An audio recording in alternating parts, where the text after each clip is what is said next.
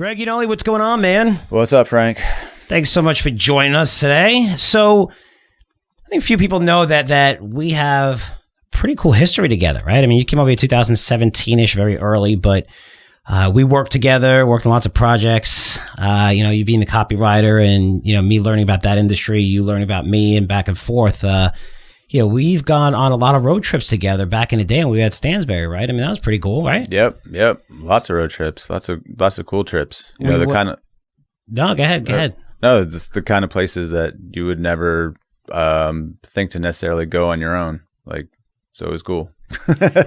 I mean, one of those trips were, I remember the company which was on in Vancouver. Yep, Westport.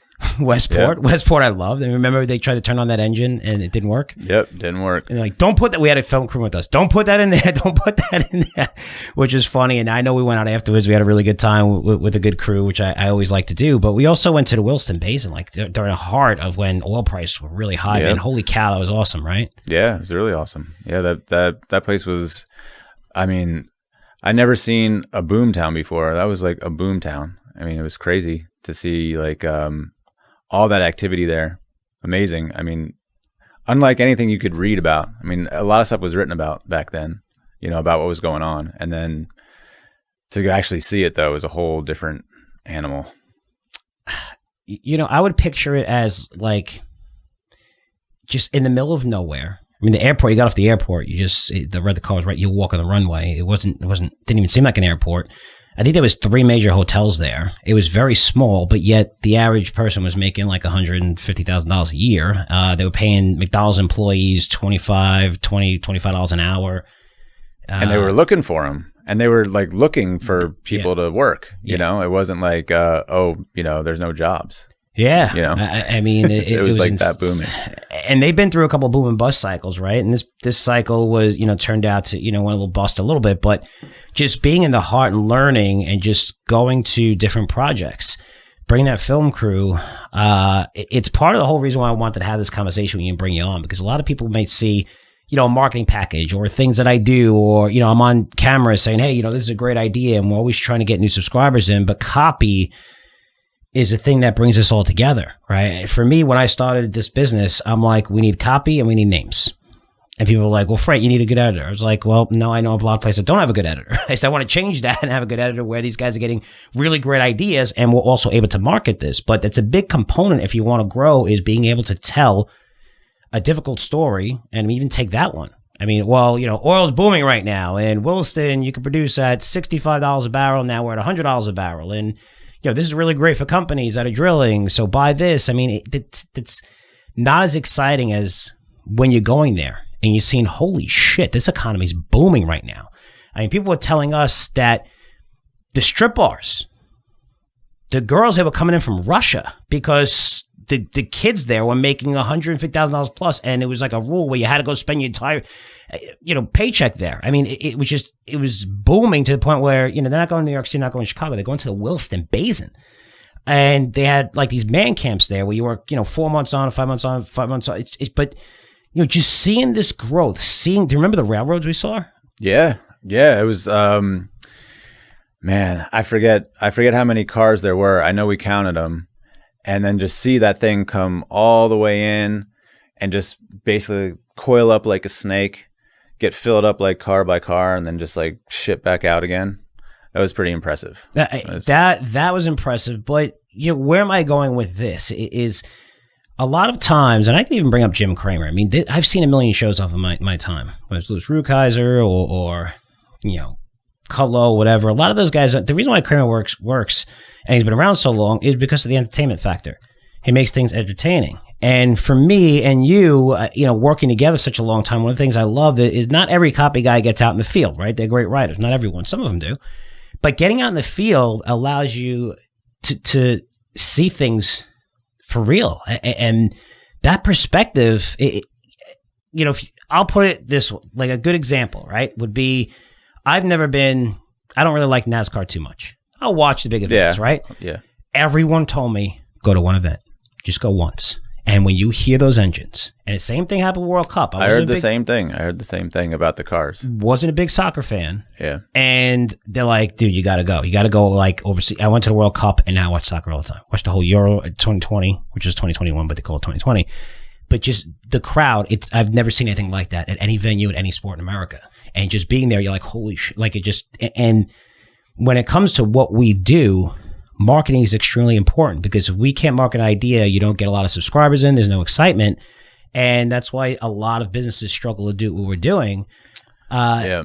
But, and that's why I love working with you. I mean, because you've gone on trips with me. We made sure we always have fun afterwards, and have some drinks and everything, because we worked our asses off. And again, we brought film crew with us and people who were filming us, taking those notes, going over everything, including then all the copy packages. But I know you guys see me and you just say, well, Frank's reading this stuff. This is written by Greg and copywriters that we have here. And I wanted to take them through this process. And let's do that right now, because let's start from scratch. Start from scratch, right? We got an idea that it's called DNA molecules. And people right away, you say DNA, molecules, biotech. It's not biotech. They're talking about data storage. And you're looking at cloud. And I bet most people understand this. I mean, cloud, I think they kind of say, well, cloud, it's like, in the air, whatever. It's not in the air. There's just massive, massive server farms. So all this stuff is using up massive amounts of electricity. And now video, it's going to get, 5G, just quantum computing, nano, you can keep going and going and going for the future. Everything video takes up tons and tons of storage. This thing is burning electricity like unbelievable, which nobody really talks about. I talk about freaking Bitcoin with electricity. But something has to change. And when you're looking at some of these major companies, they're making investments in the private space for this new technology that allows you to store whatever 100x amount of information on something that's the size like a dot. It's still early stage, right? But, something that we want to talk about, because when you see the major companies, which we know, you see patents and check all that stuff out of what companies are investing in. These companies are starting to raise like $50 million, $100 million in the private industry. And now there's a couple of publicly traded companies. And this is a fascinating idea, but saying, hey, DNA molecule, no one's really going to follow you, right? Yeah. Well, it's just the idea of like, storage, like DNA storage, like the idea that you'd put computer something into DNA. I mean, that's fascinating to me, but it's like crazy to even think about. I mean, I can't, it's just a fascinating story all around. I can't wrap my brain around it yet. I don't know if I ever will, but it's a fascinating story. Like, first of all, the idea, like the need for it is a fascinating story. Like the need that we even have to think about this is crazy in and of itself, because we've gotten to a point where we have so much, computing going on that we're like, man, we're going to run out of space for the computers, like we need to figure out how to, and that's crazy. And then now that we're thinking about doing that story in itself is crazy, because it's like, okay, well, what does that even mean? Like, who's involved in this? Like, what is DNA and machine? Like, are we like combined now? Like, are we a DNA and a machine now? Like, what, man, it's insane. But that got us talking about the idea of, data farms and server farms, and like the idea that they are kind of like the central hubs, of everything. And, the fact that they are unbelievably rare, like they must be unbelievably well protected. And like, that's a fascinating story to me too. They have to be well protected. I mean, just like and when we were talking about this, I brought up like, we talk about areas that terrorists could attack, and people say, well, utilities and nuclear power plants. I think one of the places that need to be heavily guarded is the credit card processing places. I mean, the world ends. Like, the U.S. ends. Nobody carries cash anymore. Everything. You can't buy anything, nothing without your freaking credit card. Nobody freaking carries cash with them anymore. And imagine just eliminating them. And, I've done research in the past. It was 4 major hubs, Visa, MasterCard, and stuff like that, and everything traveling through. But think about how quick and how freaking amazing is it, right? I mean, it wasn't that long ago. We didn't have a phone. You stick the credit card in the machine, and 1 second it processes. You take some money to the bank, and you're good at like, okay, bye. I mean, 1 second for everybody. To me, that would, if you want to shut down an economy, that's pretty scary. I mean, you could shut down local areas and do crazy stuff, and even in New York and stuff like that. But that's something that shuts down the entire U.S. economy. But when you look at these, storage facilities as well, which are billions and billions of dollars, which is like pennies to the Googles and Amazons and Apples, Facebooks and stuff like that. But eventually you're going to need another way to store this shit, right? What's the next level? Cloud computing took the world by storm. It was here 2010, 11. Nobody knew about it. 12, 13, 14. People were like, oh, I think I get it. Now everybody understands it. It got to the level where, I need cloud on my iPhone if I'm going to do lots of videos, right? So people are like, oh, okay, it's a storage thing. Like everybody knows it now. I feel like this story is really in its infancy where it just makes sense. Like it checks off a lot of boxes, like an Uber, right? It's like, where are you going to store some of this stuff? And it doesn't require a lot of maintenance, easily copied, the costs are very, very low. And they even say that the Information Library of Congress should be crammed into a DNA archive the size of a poppy seed 6,000 times over.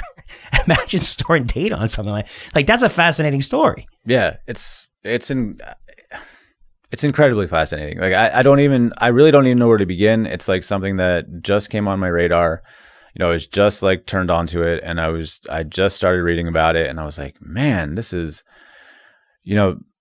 I wouldn't have even thought that this was happening to the point where it is happening already. So, to think about what that means in terms of where we go from here. I mean, I've always been fascinated in the idea of just like, that exponential growth, that technology just accelerating. And, you see it, of course, happening. And I think we're kind of numb to it now that it happens so much. I was actually just out with Tyler and, a guy that works with us, and we were having lunch, and we were having a conversation about technology, AI, whatever. And we're like, this is crazy that we're even just casually talking about, artificial intelligence, 30, 40, 50 years ago, like this is science fiction, probably not even 50 years ago. This is like a science fiction thing, like that people wouldn't even imagine. So, to go from there to where we are now to where we're going, I mean, that's incredible to think about. And you can't even imagine what that's going to be. And then you read a story like, DNA storage, and you're like, what the heck? What does that mean? And it means exactly what it means. Mm-hmm. It means like we're going to put a bunch of, storage inside DNA molecules. Mm-hmm. That's crazy.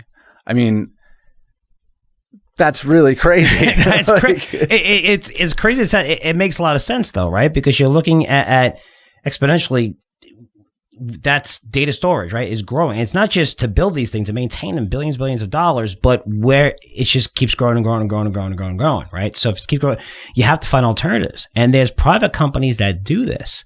Because now we started digging into the research, right? Now we're like, wow, this is freaking cool. You're like, right, this is awesome, right? So now you start digging into research. I'm like, okay, are there really companies that people can make money off of, right? Because we could sell an idea, but last thing I want to do is say, hey, buy Amazon, when this is going to account for a big portion of their revenue for a very, very long time.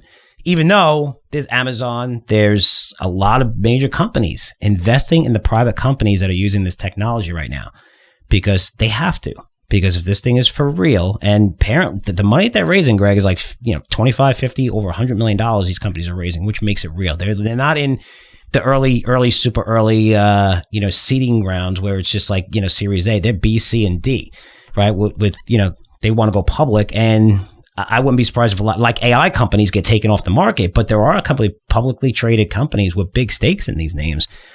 So now I started seeing like plays on it, right? So now I'm like, okay, now it's checking off a couple of boxes, right? You're like, wow, this is cool. I could talk about this. This is get excited in this story.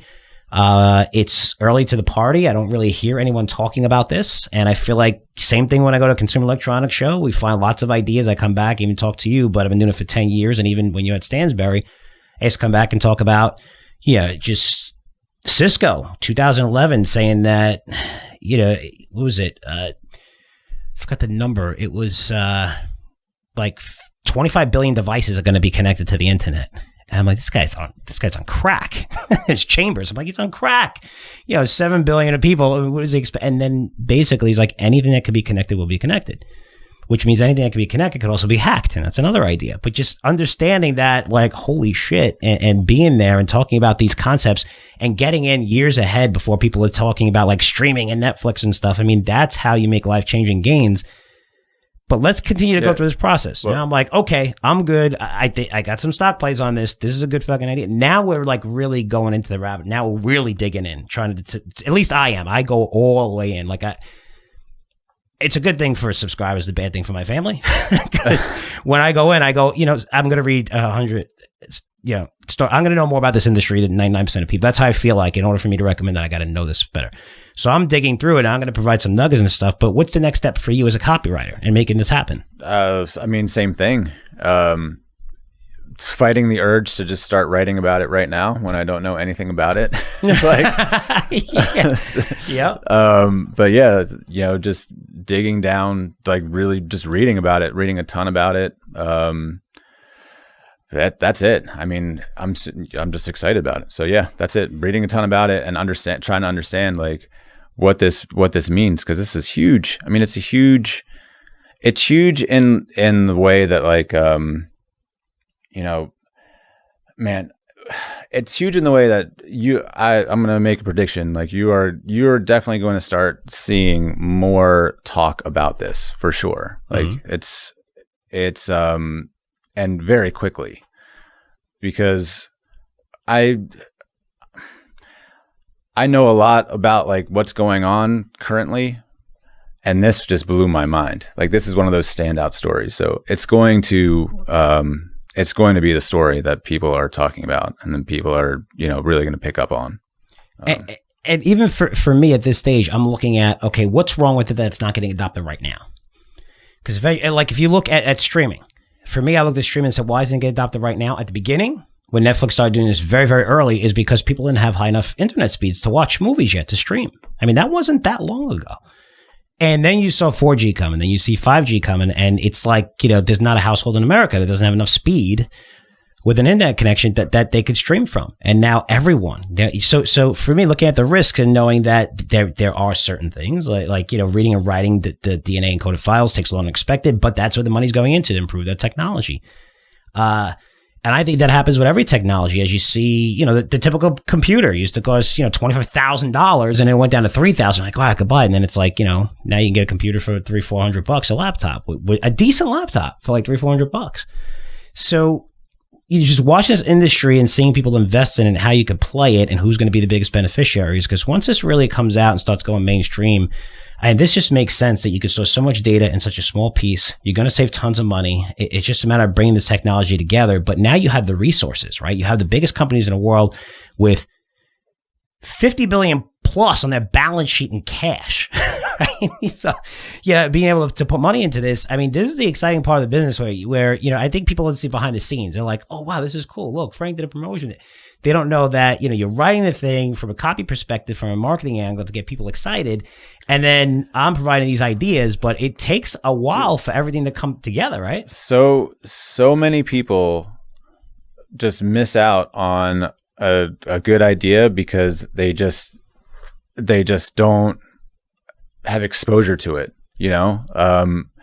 It's not explained well, or it's not, it's myself included. And this is one of those ideas that's like, no, this is really fascinating, and you're going to be hearing a lot about this. And I can't wait to actually put that story together. Like this is part one of, this is chapter one. This is the beginning of the journey, because I know nothing about it at this point other than the basics of, holy shit, this is awesome. So yeah, where this goes, I don't know, but it's going to be fascinating. And regardless of, what we find, like it's going to be a really cool story to tell. And there's also YouTube videos on this that I didn't get to yet. There's also, stories being written in leading, science magazines, and there's in TED Talks. You're seeing companies to watch within this industry, and Amazon, Microsoft, Merck talk about investing in companies. I mean, this is something that is in very early stages. It was just our job, right, to bring you stuff. Where if this idea really comes to fruition and becomes a big deal, you're in it that early. Where holy shit, like imagine buying these cloud companies 10 years ago. I mean, man, holy cow.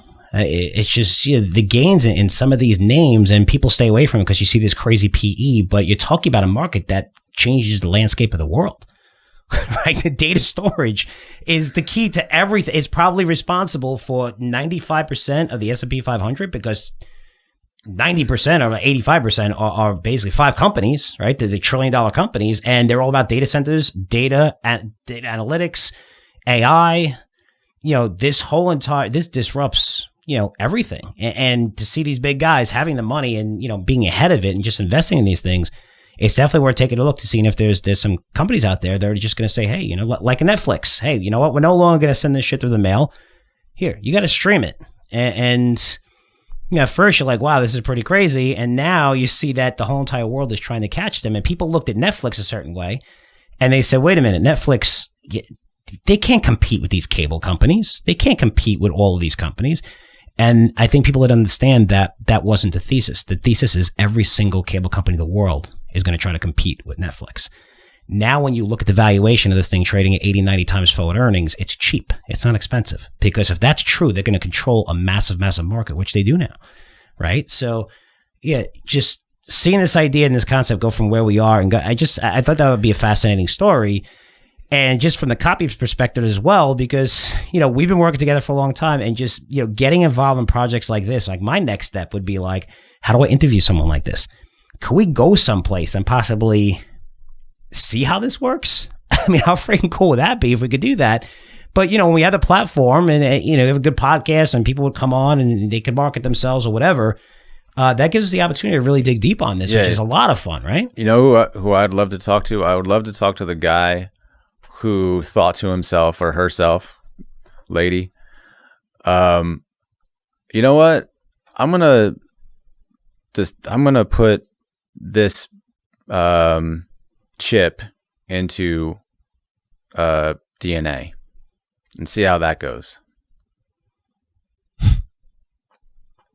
Like, somebody decided to do that. Mm-hmm. Like, who decided to do that? That's the person I want to talk to. TED Talks, there's been a couple people that I'm going to look at that are really cool. They've been talking about it. I don't know if they're like, the pioneer in the industry, but they're definitely in the industry. I guess anyone in that industry right now could be considered a pioneer because it's so tiny and small. But just the whole concept of bringing this to the subscriber, that's the goal, right? To bring you new ideas and seeing these ideas come out. We want to research these things to death, which is awesome. And I guess, Greg, talk a little bit about the copy world, because there's people who want to write copy. They don't understand how difficult it is, how much dedication it is for you. I love your style. I always say this, you're the best copywriter. I'm not just saying that because you joined us and you're a partner. I just think, working with you and you asking the questions and us having that honest relationship. Like, there's no bullshit between us ever. It's we've always kept about the company, whatever. So, no, that's not going to work, or this is going to work. I mean, it's not like, Greg says, Frank, you're a little fat today. You got to, it's never personal, right? It's all about the business. But, we've always, it's always like, hey, this is a great marketing idea. This isn't a good marketing idea. This is going to work. Or I don't have stocks for this, Greg. It's not going to fulfill those promises we could possibly make through this package. And, you being there on the ground with me, you understand that shit. And that to me, that was key because, I don't have a lot of those copywriters, and I work with some of the best at Stansberry, and a few of the best did this and travel with me. But traveling with that person and seeing what I'm seeing, and then me being able to see what you're seeing from a marketing perspective, how you could sell it, that's when you get the best packages. That's how you get the most subscribers on. And, we want to get subscribers onto new ideas like this that were early enough that you could say, wow, man, that fucking guy, man, he gave me that thing when it was like $1 and it's freaking... it's a $50 billion company right now. I mean, like NVIDIA, it just comes out of nowhere. Holy shit. How did NVIDIA, right? It's supposed to be a commoditized business, semiconductors. But these guys focus on the industry where it's not commoditized, where they command huge fucking prices for gaming and speed and shit like that, and just blew away Intel, blew right past everyone. And stuff like that's really cool. But if someone wants to do this and go this route when it comes to copy, where it's not just you sitting on a beach and writing it. I mean, what's the best advice that you would give them? The best advice.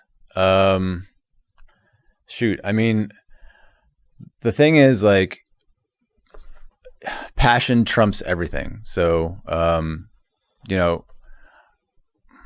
if you don't do it unless like you're compelled to do it, or don't keep doing it anyway unless you're compelled to do it. Like, I don't know. That's the best I could say, because it's there's so many times when you're gonna have to make that decision. Like, if you want to keep getting better at it, and there are people who tap out, and there are people who keep going, and so anyway, just always want to do it, because when you don't want to do it and you're doing it, it sucks. So just want to do it. And if somebody wants to do it, I know what you're saying, because you tell a lot of people where, same with me, you have to be passionate. You have to give me someone, don't send me a resume. I don't give a shit what college you got to. Show me someone's going to work hard and I can teach you anything. And that's who I've hired. And our young people that we've hired have been fantastic, right? It's just, they believe in our message. They believe in the company. They're loyal. I would recommend that for any business, because again, resume, you can say whatever the hell you want. It doesn't explain what type of person that is. I've seen brilliant people that shit's just been handed to them. They don't work hard. So if someone wants to take that route, and I'm going to be honest with you guys, if you're going to email Greg, it's no bullshit. Like, it's got to be impressive. It's got to be something that, hey, I'm doing this because I want to do this. It's not like, hey, let me try this, because Greg is really good at this. I think I'm really good at this. That we spot bullshit, and time is the most valuable commodity for both of us. So we don't want to waste time. But if this is something that you want to do, you want to join a team or whatever, or you want to learn more, learn from Greg, and seriously, maybe have some ideas and stuff that you might want to write for Curzio Research. Yeah. How can they get in touch with you, Greg? Greg at CurzioResearch.com. I should have told everybody to guess that. I love having a small company because it's your first name. As long as no other names, it's the first name. That's what it is. Daniel at CurzioResearch.com. Christine at CurzioResearch.com. And then it starts getting a little more complicated after that. So as we grow. So right now, it's still small. It's everybody's first name at CurzioResearch.com. So that's cool. Yep. So listen, Greg, thank you so much for coming on. I think that's incredibly valuable. I just want to explain to people, how much work goes behind each idea. How this business, really, copy is so essential. I mean, when I started this company, I said it's copy and adding names. It's not about, they're like, well, Frank, you got to have somebody. You can have anyone there and sell them, actually. But for us, the reason why I started this company is to have both, to have someone there that, we have, great copy ideas, we're adding lots of names to the file, and someone that knows the stocks to choose where you can maximize your profits. Since, I've been fortunate to work for people who have had to cover all industries. And I think that is the holy grail of this, to bring lots and lots of more people on board, knowing that, hey, we're getting into ideas like this. This is the research process. It's not just like, hey, I got to send you an email. It's really getting digging into this, where we're in like not even the first inning right now of this idea. Right. I mean, maybe the package comes out a little bit later or whatever, but we're going to know everything about this before it does, all the companies, how much they invested in, and the work that goes into that. I mean, like you said, you have to enjoy this shit, or you can't do this, right? Yeah, no, absolutely. Like, when the idea comes along that you get really excited about, man, that's like the best feeling. Like, it's a really good feeling. Nah, that's awesome. So guys, expect to hear more about DNA molecules in the future. Greg, thank you so much for coming on. Greg is a partner at the firm, someone who could have went anywhere in the world, and been a copywriter and probably run the division, and he decided to come here. It's something I would never forget in 2017. Really cool. We know each other for a while, and I love you, bro. Thanks so much. Love you too, man. Yeah, really, really cool stuff. And thanks for coming on, man. This is cool. Yeah. I think people are going to like it and just see the inside story of that idea that you usually get from me. It's not just me going someplace and doing it. There's a lot that goes behind it in terms of Greg helping out and editorial and everything, and making it exciting enough to where new people are going to come on board and said, hey, I want to learn more about this. And then they get to know us and know that, hey, these guys really did the fucking homework on this. And that's how, the business is run. So thanks so much for coming on. I appreciate it. Yeah, and hopefully we'll have you on soon. All right, buddy? Yep. All right. Man.